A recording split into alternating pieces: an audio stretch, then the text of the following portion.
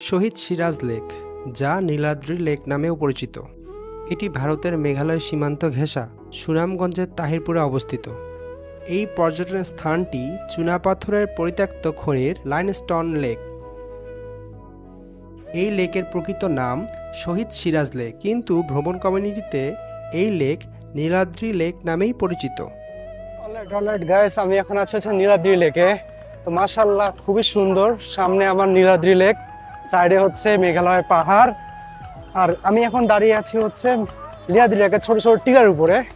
So আপনাদেরকে দেখাই, এটা হচ্ছে নীলাদ্রি লেক, আর এটা হচ্ছে মেঘালয় পাহাড়, আর ওই সাইডে ছোট ছোট টিলা আছে। এই পর্যন্ত বাংলাদেশের বর্ডার, পাহাড়টা হচ্ছে মেঘালয়ের জায়গা। লেকের মধ্যে সবাই নৌকায় করে ঘুরতেছে, আর বকুল ভাই তো লেকে পুরো ঝাঁপ দিয়ে দিছে, উনি গোসল করতেছে লেকের মধ্যে। তা আমি এখানে এসে বসে আছি। তো আমি এখন এখানে বসে বসে লেকটা উপভোগ করবো। ওনার গোসল করা শেষ হলে দেন আমরা বারিক টিলা যাবো।